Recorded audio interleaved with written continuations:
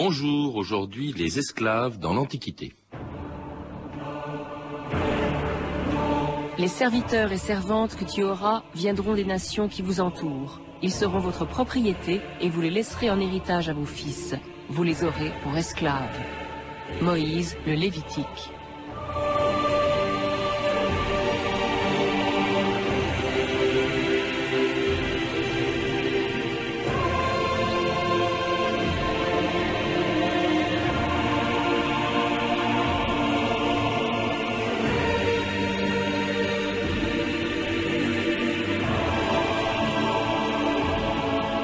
Ans d'histoire.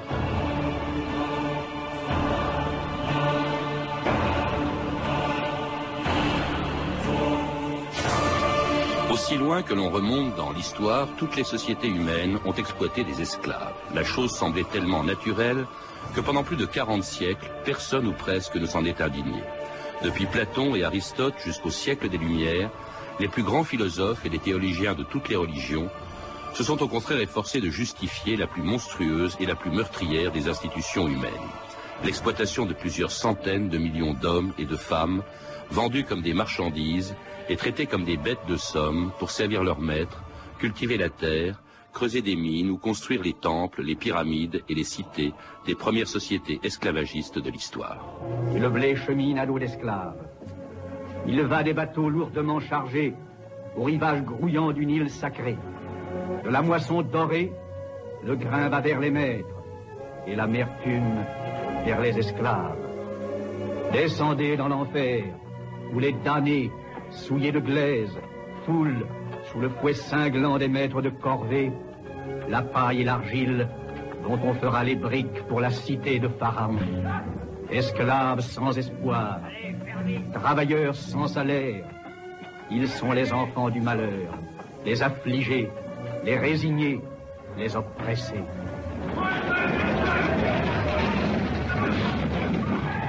Les esclaves ne marchent qu'avec des coups de fouet. Permis.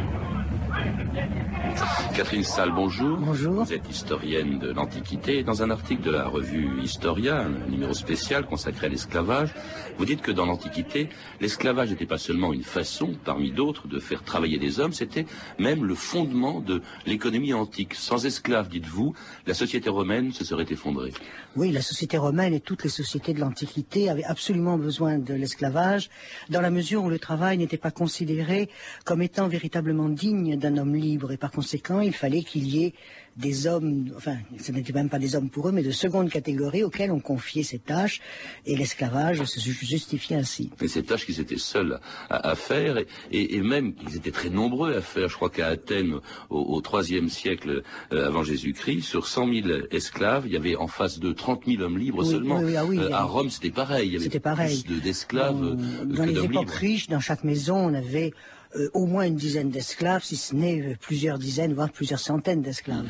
Mais justement, on les employait pourquoi, Catherine Salle? C'est parce qu'on manquait de main-d'œuvre ou parce que justement, on ne voulait pas faire leur travail? Non, on ne faisait pas leur travail, et puis les activités des esclaves étaient tellement multiples que de toute façon, on les retrouvait dans toutes les catégories de travail d'une société. D'où est-ce qu'ils venaient, les esclaves? Comment est-ce qu'on les recrutait? On ne les recrutait pas vraiment. La source la plus importante de l'esclavage, c'est la guerre, puisque tous les prisonniers de guerre sont esclaves, en dehors des rois qui, eux, deviennent otages généralement, mais les prisonniers de guerre sont des esclaves. Alors ça joue au moment des guerres, mais petit à petit, il y a eu donc un marché qui s'est installé avec tous ces esclaves que l'on ramassait à droite et à gauche, et donc sur les marchés, les grands marchés d'esclaves de l'Antiquité, on vendait ces hommes, ces femmes et ces enfants qui venaient de pays étrangers, qui était aussi, il ne faut pas oublier la piraterie, qui était une des grandes sources de l'esclavage en Antiquité. Et puis, dans beaucoup de maisons, il y avait les esclaves de naissance, c'est-à-dire ceux dont les parents étaient esclaves et qui, par conséquent, avaient hérité en quelque sorte de l'esclavage en naissant. Les parents, en fait, vous dites la mère, parce que la mère, bien sûr. Le père pouvait être un homme libre, il pouvait même être le maître. Ah oui, le père était souvent le maître. Il ne reconnaissait pas son enfant, et le fils de l'esclave avec lequel il avait eu un enfant était esclave. Il n'avait pas à le reconnaître, parce que la citoyenneté, si l'on peut dire, ou la liberté, si on élargit le thème, vient de la mère. Et à partir du moment où la mère n'est pas libre d'une part et n'est pas fille de citoyen, l'enfant qu'elle a, de toute façon, même si elle était libre, serait étranger, Bon, comme elle est esclave, il est esclave. On est sûr de la mère, on n'est jamais très sûr du père. On peut être aussi esclave par une espèce de procédé qui était très employé, notamment à Rome, qu'on appelait l'exposition. Oui, alors ça, ce sont les enfants dont on n'avait pas voulu au moment de la naissance, puisque le père avait toujours le droit de reconnaître ou de ne pas reconnaître un enfant au moment de la naissance, et par conséquent, les enfants non reconnus, aussi bien à Rome qu'à Athènes et en Grèce, étaient jetés en quelque sorte à la rue. Alors, bien souvent, on s'arrangeait quand même pour les mettre à un endroit où ils ne seraient pas dévorés immédiatement par un chien ou par un animal qui passe. Et c'est vrai que ces enfants ont bien été recueillis par des familles qui n'avaient pas d'enfants, qui par conséquent adoptés ainsi en quelque sorte nourrissons, ou alors quelquefois par des marchands d'esclaves qui les élevaient ensuite pour en faire des esclaves. Enfin, on élevait des esclaves pour faire des enfants, comme des animaux. Quoi, comme des animaux, bon, selon, si c'était des petites filles très jolies, ben, elles étaient élevées pour la prostitution, hein, ça ce sont des personnages assez récurrents dans la littérature antique, les proxénètes, maîtres en fait d'esclaves. Bon, généralement, s'ils étaient élevés dans une maison, à partir d'un certain âge, selon leurs compétences, on les orientait vers telle ou telle activité, physique ou intellectuelle. Oui, alors, bon, c'était quand même surtout la guerre, hein, vous donnez des chiffres extraordinaires, hein, le consul Paul-Émile qui revient de Macédoine avec 150 000 esclaves, oui, et César revenu de Gaulle, un million d'esclaves, oui, 1 million d'esclaves. Et alors, ces esclaves, donc, exerçaient des quantités d'activités. Oui. C'était quoi, grosso modo? Alors, il y avait, ça recouvrait absolument tout le travail de l'Antiquité, aussi bien physique qu'intellectuel. Alors, il y avait ceux qui travaillaient, bien sûr, les plus malheureux dans les mines, dans les champs, dans les carrières, tous ces métiers très durs et où ils étaient très mal considérés. Il y avait ceux qui étaient dans une maison et qui s'occupaient de toutes les activités de la maison, aussi bien le ménage, mais aussi la confection de la nourriture, le tissage des vêtements, enfin, cela. Il y avait les esclaves qui étaient artisans ou commerçants, c'est-à-dire ceux qui travaillaient soit dans la boutique de leur maître, soit à qui on avait confié une boutique, mais ils devaient bien sûr donner ce qui touchait à leur maître. Et puis alors, il y avait tous les esclaves qui, intellectuellement, étaient doués ou qui avaient eu une instruction du temps de la liberté qui leur permettait de remplir ces activités, c'est-à-dire toutes les activités médecins, architectes, ingénieurs, professeurs, peintres, sculpteurs, toutes ces activités-là étaient généralement occupées par des esclaves. Bon marché, même pour une course modeste. Deux créatures superbes, athlètes, danseuses ou servantes pour une riche patricienne. Il n'est pas cher, un véritable cadeau, un mort fort comme un bœuf. Et il ne mange rien, pratiquement rien. Bon marché même pour une course. Regardez, une chanteuse, une danseuse, une servante pour une patricienne ou un patricien. Arrête-toi, Seigneur, un joyau sans prix pour ta maison. Un médecin ramené d'Égypte. On t'a parlé de la beauté des circassiennes, oui, tribun. Regarde une beauté de circassie. Un esclave échappé. Allez, garde, reculez. Vends-le comme un pas à Lyon. Cléandre, Caligula achètera ce grec pour presque rien. Il vaut son poids d'or, il vaut 1000 pièces pour le moins. Il vaut son poids de viande de chien, comme gladiateur. Tu as compris? Toi. Alors, c'était l'extrait d'un péplum, la tunique d'Henri Coster, un marché aux esclaves. Il y en avait beaucoup. Vous citez un marché à Délos. Oui, c'est le grand marché. On en vendait 100 000 par jour. Dans les îles, oui, c'était le grand marché d'esclaves. Enfin, il y en avait plusieurs, mais Délos, c'était le plus important. Rhodes aussi, était un grand marché d'esclaves. En fonction de quoi? Il y avait aussi des gladiateurs. Des gladiateurs et tous les métiers du spectacle. Hein. Comédiens, danseurs, chanteurs, musiciens, c'était des esclaves. En fonction de quoi est-ce qu'on fixait le prix d'un esclave dans ces marchés? Alors, il y avait beaucoup de critères qui entrent en ligne de compte. Il y avait l'âge, le sexe, et puis il y avait la beauté physique, bien sûr, pour certains métiers réservés, si l'on peut dire. Et il y avait le fait aussi des compétences que pouvait posséder un homme ou une femme au moment où on les vendait. Donc, si cet homme-là avait été instruit, mettons, en philosophie, bien, il valait cher. Si cette femme était très belle et savait danser des danses particulièrement lascives, elle était vendue aussi très cher. Il n'y a pas du tout de règlement pour les prix. Ça peut valoir très très bon marché comme ça peut valoir le prix d'une propriété. À ce moment-là, on est très fiers d'avoir acheté un esclave au prix d'un prix faramineux. Et des compétences qui étaient fonction du pays d'origine aussi. Du Il y avait pays des d'origine, réputations. c'est ça, oui. Les Grecs, bien sûr, étaient réputés pour leur intelligence et leur connaissance des lettres et de tout ce qui était artistique aussi, artistique et littéraire. Les Égyptiens étaient surtout réputés pour leurs talents médicaux, leurs talents de magiciens aussi. Les Grecs ou les Germains ou les Thraces étaient réputés pour leur force physique. C'était généralement de très bons gladiateurs. Chaque métier avait sa particularité. Et les femmes grecques, dites-vous, ou les femmes égyptiennes étaient réputées Ah oui, parce qu'elles oui, avaient oui. du bon lait, ça donnait des C'est ça, nourrices. c'était des bonnes nourrices, oui. Ah. Après, les anciens, les Grecs et les Égyptiennes devaient être choisis comme nourrices. Mais dans ce cas-là, par exemple des nourrices, je suppose qu'il y a quand même une grande différence dans le traitement des esclaves, Catherine Sall, selon qu'ils étaient plus ou moins proches du Bien maître. sûr. Hein, vous dites qu'ils avaient deux familles à Rome. Il y avait la famille rustique, celle qui travaillait dans la maison de campagne du maître, et puis la famille urbaine, celle qui travaillait au domicile. Oui. La famille rustique, c'était donc tous les esclaves des champs qui étaient vraiment traités comme des animaux, comme les anciens disaient c'est du bétail parlant, c'est-à-dire c'est du bétail avec qui on pouvait échanger, mais c'est pas plus qu'un bœuf ou un cheval.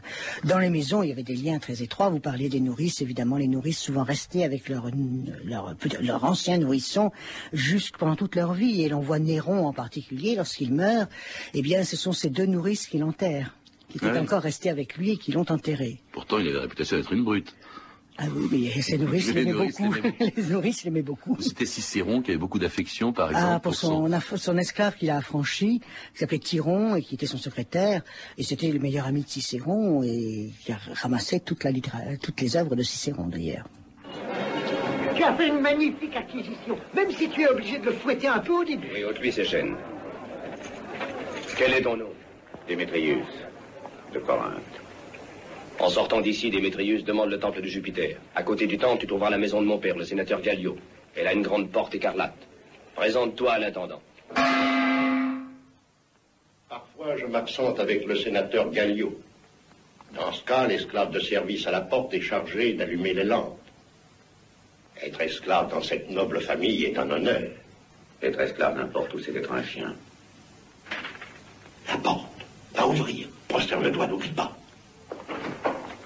Je te salue, Marcipor. Je te salue, Seigneur. Ah, c'est toi. Pas de corvée domestique qu'il sera à mon service personnel. Que Marcipor te montre où se trouvent mes vêtements, je me changerai pour dîner. Oui, Seigneur. La bienveillance vis-à-vis des esclaves, Catherine Sall, c'était dû aussi, vous le dites, au fait que c'était un capital, donc il fallait le ménager. Évidemment, un esclave, on n'avait pas du tout intérêt à le blesser, à le rendre estropié, parce que c'était mutiler finalement un bien qui vous appartenait. On ne punissait très sévèrement les esclaves qu'en cas vraiment de faute extrêmement grave pour servir d'exemple aux autres. Mais dans l'ensemble, sauf des maîtres inconscients et qui sont d'ailleurs toujours très critiqués par les anciens, qui s'amusent à blesser un esclave ou à l'estropier. Non, généralement, et surtout lorsqu'ils vivaient dans la même maison, il pouvait exister de très bons rapports entre un maître et son esclave. Qui allait jusqu'à l'affranchissement. Qui allait jusqu'à l'affranchissement. Ça se passait comment ? Alors l'affranchissement, il y avait différentes façons d'affranchir, ou bien c'était le maître qui, dans son testament, ça se faisait beaucoup par testament, c'était d'ailleurs très pratique parce que pendant toute la vie de la vie du maître, on pouvait demander à l'esclave de bien se comporter, puis une fois qu'on était mort, après tout, ça regardait les héritiers, si l'esclave était affranchi, ça en faisait un de moins pour l'héritier. Alors ça, c'était la première raison. Il y avait aussi du vivant du maître pour des services rendus, et puis il y avait le fait que l'esclave pouvait amasser un pécule, c'est-à-dire une petite somme d'argent, ou plus importante, et avec laquelle ensuite il achetait sa liberté à son maître, c'est-à-dire qu'il se rachetait à son maître. Alors ça a beaucoup joué à Rome, beaucoup moins en Grèce.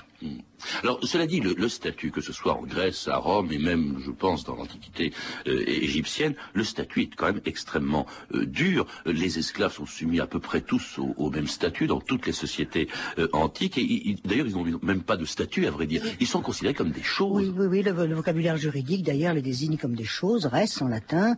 Ils n'ont absolument aucun statut, aucun droit civique personnel, aucun droit juridique. Alors, il y a le fait, c'est-à-dire la loi, ils n'ont aucun droit, ça, ce sont des choses, mais aussi la réalité. Ils n'ont pas le droit de se marier, puisque le droit de mariage est un droit réservé aux hommes libres. On accepte cependant, pour ceux qui sont dans la maison, qu'ils vivent en concubinage, c'est-à-dire avec une autre esclave dont ils ont des enfants, et c'est un ménage qui finalement est très souvent reconnu par les maîtres. Et quand on affranchit l'esclave, on affranchit en même temps sa concubine et ses enfants. Ils n'ont pas de droit juridique, enfin, ils ne peuvent pas du tout passer en justice, mais on sait que, par exemple, dans les maisons romaines, il y avait un tribunal domestique, c'est-à-dire que lorsqu'un esclave avait commis une faute, il venait se défendre, il y avait un avocat et un accusateur, et il y avait un jugement qui était rendu par le maître de maison. Avec des peines, d'ailleurs, qui étaient réservées aux esclaves, qui étaient terribles. Alors, les peines sont terribles, puisqu'il y a les grandes peines bien connues, qui sont la crucifixion ou le pilori, mais c'était des peines tout à fait exceptionnelles, hein, vraiment pour servir d'exemple aux autres esclaves. Mais enfin, il y en a eu, on y reviendra, il y en a eu quand même qui ont été appliquées à grande échelle. Oui, c'était terrible, c'était les révoltes serviles, on y reviendra. Ce qui est surprenant quand même, Catherine Sall, c'est que, et peut-être de plus affreux encore que l'esclavage, c'est que c'est l'absence totale pendant des siècles de toute critique de l'esclavage, y compris dans toutes les religions. Par exemple, on a entendu tout à l'heure un texte tiré du Lévitique. Quand on pense que les Hébreux ont été eux-mêmes victimes de l'esclavage en Égypte, ils n'étaient pas anti-esclavagistes. Non, ils pratiquaient l'esclavage, mais avec des conditions un peu particulières. Enfin, ça, c'est un autre problème. Dans les religions anciennes n'ont jamais condamné l'esclavage. D'ailleurs, les temples utilisaient des esclaves. Il y avait les sacristains étaient des esclaves, les esclaves du temple, donc ça n'en posait pas beaucoup de problèmes. Les religions universelles qui apparaissent vers le IIe siècle avant Jésus-Christ, qui vont devenir très importantes au début de notre ère, elles reconnaissaient que tout le monde pouvait avoir accès au salut, puisque c'est des religions de salut. Hommes, femmes, enfants, vieillards, hommes libres et esclaves. Ça, c'est quand même une grande nouveauté par rapport à ce qui était pratiqué.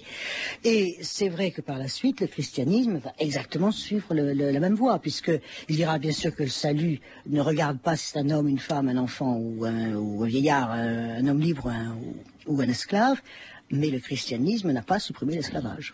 Pas plus d'ailleurs que, enfin, n'a pas condamné non plus. Pas plus d'ailleurs que les philosophes grecs qui ont pourtant inventé la démocratie, mais pas pour tout le monde. La revue de texte, Stéphanie Duncan. Oui, de la Grèce antique, il ne vient à l'idée de personne de contester l'esclavage, surtout pas les philosophes. Le plus grand d'entre eux, Platon, si soucieux de justice, eh bien, il n'a que mépris pour les esclaves. Manquer de vertu est le propre d'une nature servile, déclare Socrate. En Platon recommande tout de même de bien les traiter. La bonne façon, dit-il, de traiter les esclaves consiste à s'interdire toute brutalité excessive. Mais il ajoute: toute parole adressée à un esclave doit être un ordre, et l'on ne plaisantera jamais avec d'aucune manière. Alors pour Aristote, c'est pareil, l'esclavage est naturel à ses yeux. Il y a dans l'espèce humaine, dit-il, des individus aussi inférieurs aux autres que le corps l'est à l'âme ou que la bête l'est à l'homme. Ces individus sont destinés par la nature elle-même à l'esclavage, parce qu'il n'y a rien de meilleur pour eux que d'obéir. Alors, il y a quand même un philosophe pour critiquer l'esclavage, un sophiste, Alcidamas, qui déclare « La divinité a fait tous les hommes libres, la nature n'a fait personne esclave ». Mais c'est une exception. Pourtant, les esclaves qui partagent la vie quotidienne des Grecs font quand même quelques apparitions dans la littérature, la poésie, ce qui leur donne une petite part d'humanité. Dans l'Iliade et l'Odyssée, par exemple, écrit au 8e siècle avant Jésus-Christ, dans l'ombre des héros et des dieux, Homère parle aussi de ces femmes esclaves qui, la nuit, broient les grains, les genoux rompus de fatigue, dit-il. Il parle aussi du maître Laërte qui vit avec ses esclaves. Il dort avec les serviteurs de la maison, près du feu, dans la cendre et le corps couvert de haillons. Le théâtre grec donne aussi aux esclaves un petit peu de chair et de sentiment. Par exemple, Échille, dans une de ses tragédies, après la mort du héros Oreste, donne la parole à celle qui fut sa nourrice. Vous parliez des nourrices tout à l'heure. Et cette nourrice qui est probablement esclave. « Malheureuse que je suis, dit-elle, Oreste, mon petit Oreste, le tourment de mon cœur, l'enfant que j'ai reçu au sortir de sa mère pour lui donner la nourriture, et ces cris la nuit qu'il faut savoir comprendre.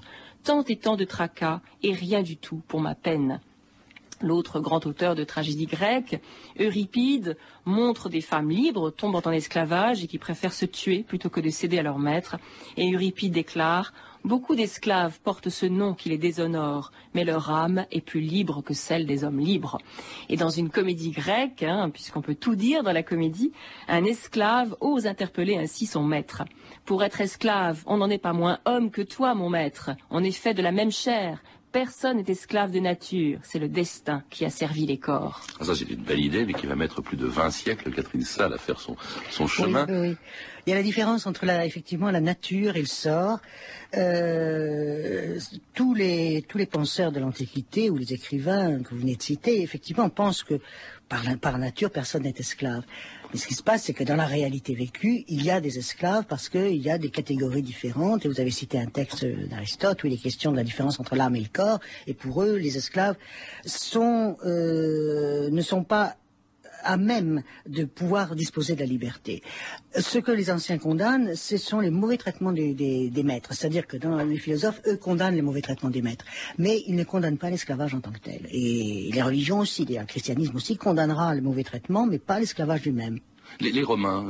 Alors les Romains, il y a un texte très célèbre de Sénèque où il parle des esclaves et il imagine un interlocuteur qui lui dit c'est un esclave et il lui dit non, c'est un homme comme toi, il vit, il respire comme toi, mais ça débouche sur les traitements à réserver à ces esclaves, c'est-à-dire de bons traitements. Ça ne débouche pas sur une condamnation même. Mais là aussi, Sénèque était stoïcien et le stoïcisme considérait que l'ensemble de l'humanité était esclave de ses passions. Et d'ailleurs, un des plus grands philosophes stoïciens, Épictète, était lui-même esclave. Il faut dire que Platon justifiait tout, en quelques mots. L'esclave est esclave parce qu'il est né esclave. En d'autres termes, il est esclave par nature. Et ça, c'est quelque chose qui va durer très longtemps. Alors, dans une société aussi verrouillée que la société antique, le seul moyen de s'affranchir de sa condition d'esclave était la révolte. Il y en aura peu dans l'Antiquité, Catherine Salle, la plus connue étant celle des gladiateurs, qui, derrière Spartacus, se sont révoltés à Capoue en juillet 73 avant Jésus-Christ. Les esclaves se sont révoltés. Ils ont appelé Marcellus et peut-être d'autres avec lui. Eh bien, quelqu'un appelle la garde. Va à Capoue. Alerte la garnison, je n'ai guère confiance en eux. Tu seras responsable. Oui, alignez-vous. Mettez-vous en ligne, vite. Partis de Capoue, ils ont envahi toute la compagnie, obligeant les autres esclaves à se joindre à eux. Volant, pillant, incendiant tout sur leur passage, puis ils se retranchèrent dans leur camp sur les flancs du Vésuve. Et leur nombre augmente chaque jour. Je propose le rappel immédiat de Pompée et de ses légions d'Espagne. Qu'on me donne seulement 500 hommes et je remettrai ces esclaves dans le droit chemin. Ne dis pas de bêtises. Je trouve cela très imprudent. Il y a plus d'esclaves à Rome que de Romains. La garnison absente, qui les empêcherait de se soulever à leur tour? Évidemment, c'était un extrait du Spartacus de Cécile B. DeMille, la révolte de Spartacus, la plus connue de l'Antiquité, des révoltes serviles. Catherine Salle, vous les connaissez bien, vous avez même écrit un livre sur Spartacus. Ça a été terrible, ça a duré 2 ans presque. Oui, presque 3 ans. Et ce qui a été terrible, c'est que ces esclaves, donc, qui sont partis de l'école de gladiateurs de Capoue, sont remontés dans toute l'Italie jusqu'à la plaine du Pô. Et ils ont vaincu les Romains tout le long. Parce que le problème pour les Romains, c'est qu'on ne se bat pas contre les esclaves. On ne va pas envoyer l'armée contre les esclaves. Ce ne sont pas des hommes, donc on ne peut pas se battre contre eux. Il n'y a pas de butin, il n'y a rien à tirer d'une guerre contre les esclaves. Par conséquent, on les a laissés se multiplier, s'organiser. C'était très très bien organisé. Et puis, c'est vrai qu'à la fin, ils vont finalement être battus par les Romains, peut-être par une erreur de tactique. C'est la plus grande des révoltes serviles. Il y en avait eu 2 autres auparavant en Sicile, qui avaient été aussi très dures, mais qui n'avaient pas touché directement Rome. Alors que à ce moment-là, les Romains ont presque pensé que Spartacus et ses hommes allaient marcher sur Rome. D'où la violence d'ailleurs de la répression organisée par Crassus. 6 000 crucifiés sur la voie appienne entre Capoue et Rome. Ceci pour servir d'exemple aux esclaves qui travaillaient dans les champs. L'échec, c'est quoi? C'est parce qu'il n'y a pas de conscience de classe? Oui, il y a eu ça. C'est-à-dire que dans toutes les révoltes serviles, celle-là, et puis il y en a eu en Grèce aussi, moins importante, mais il y en a eu aussi, les esclaves qui se battaient ont eu beaucoup de mal à convaincre d'autres catégories d'esclaves de les joindre. Parce que les esclaves qui étaient dans les villes, qui étaient bien tranquilles dans leur maison, n'avait pas tellement envie d'aller se mêler à ces insurgés, ces aventuriers. Et par conséquent, il n'y a pas de conscience de classe. C'est-à-dire qu'on n'a jamais pu avoir tous les esclaves révoltés. C'était des esclaves particuliers. Dans le cas de Spartacus, c'était les gladiateurs et les travailleurs des champs. Mais il n'y avait pas de travailleurs des villes. Pour ainsi dire pas. On a l'impression qu'à la fin de l'Empire, avant même d'ailleurs qu'il disparaisse, je parle de l'Empire romain d'Occident, il s'essouffle un petit peu, que l'esclavage disparaît. Au Moyen-Âge, en fait, on parle de servage. Est-ce que c'est pas une autre forme? Une autre forme, d'ailleurs, qui dérive de la situation des paysans à la fin de l'Empire romain. À la fin de l'Empire romain, pas entrer dans les détails historiques de la fin de l'Empire romain, mais les paysans sont déjà attachés à leur sol, sont obligés de cultiver ce sol pour en donner les revenus aux propriétaires des terres. Et c'est vrai que les serfs du Moyen-Âge vont finalement avoir à peu près les mêmes conditions sociales. À cela s'ajoute aussi la condition sociale des peuples barbares qui ont fondé les royaumes européens. Vous avez le sentiment, quand on vous lit, Catherine Salle, qu'au fond, par rapport à la forme que prendra plus tard l'esclavage avec la traite des Noirs, finalement, l'esclavage de l'Antiquité faisait preuve de plus de compassion vis-à-vis des esclaves. C'est-à-dire, il n'y a que des cas d'espèce. Vous aviez des esclaves qui étaient effectivement très bien traités, qui avaient d'ailleurs des situations, là, vous savez, l'intendant d'une grande maison, le banquier d'une grande maison, avait une situation sociale tout à fait extraordinaire. Et bien meilleure, alors attention, je ne défends pas l'esclavage, mais bien meilleure que la situation du malheureux qui n'avait pas de travail et qui était sous les ponts de Rome sans avoir à manger. Ça, il n'y a pas de doute. Merci Catherine Salle. Je rappelle que vous êtes l'auteur de plusieurs ouvrages. Spartacus et la révolte des gladiateurs, publié chez Complexe. L'Antiquité romaine, publié chez Larousse dans les collections In Extenso. Et enfin, La Rome des Flaviens, Vespasien, Titus, Domitien, édité chez Perrin. À lire également en livre de poche, le premier livre offrant en langue française une vue d'ensemble de l'histoire de l'esclavage, des origines à nos jours, une histoire de l'esclavage de Christian de la Campagne. Vous avez pu entendre des extraits de 3 films, La Tunique de Henri Coster, Les 10 Commandements de Cécile B. DeMille et enfin Spartacus de Stanley Kubrick, édité par Universal. Vous pouvez retrouver tous ces renseignements en contactant le service des relations avec les auditeurs au 0892 68 10 33, 34 centimes d'euros la minute ou consulter le site de notre émission sur franceinter.com. C'était 2000 ans d'histoire. À la technique, Michel Thomas et Antoine Viossa, documentation Virginie Bloch-Léné et Claire Tesser, revue de texte Stéphanie Duncan, une réalisation de Anne Kobiloc. Une émission de Patrice Gélinet.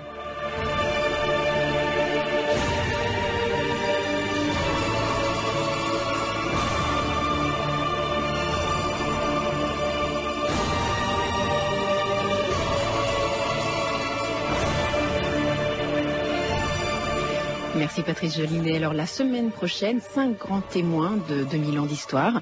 Lundi, Brahim Sadouni, ancien harki. Mardi, Florence Artaud. Mercredi, Élie de Saint-Marc. Jeudi, Raymond Tillon. Et vendredi, Dominique de Santi.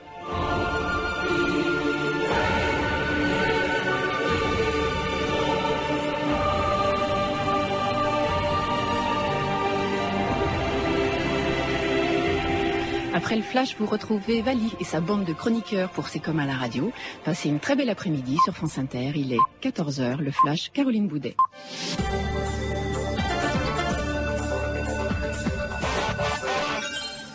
Marie Trintignant est morte ce matin. L'actrice est décédée d'un œdème cérébral à Neuilly-sur-Seine où elle se trouvait depuis son rapatriement hier soir. Elle était plongée dans un coma profond depuis 5 jours. Son agresseur Bertrand Cantat vient lui d'être transféré à l'hôpital de la prison où il se trouve, à Vilnius. Un transfert lié à son état mental selon un responsable du pénitencier. Le chanteur de Noir Désir est en détention provisoire au moins jusqu'au 14 août en Lituanie. Et en France, l'information judiciaire ouverte contre lui par le parquet de Paris est maintenant élargie à une qualification criminelle. De nombreuses réactions depuis l'annonce du décès de l'actrice. Jacques Chirac a notamment exprimé son émotion ce midi devant l'injustice de ce destin si brutalement brisé. Et le Premier ministre Jean-Pierre Raffarin s'est quant à lui associé à la peine collective ressentie par les Français face à ce décès. Sur les routes, le chassé-croisé du week-end a commencé plus tôt dans la journée que l'année dernière. Les difficultés se sont donc annoncées avec 4 heures d'avance et en toute logique, des améliorations sont déjà constatées. Les points noirs restent en ce début d'après-midi la vallée du Rhône, notamment le tunnel de Fourvière à Lyon et la Languedocienne.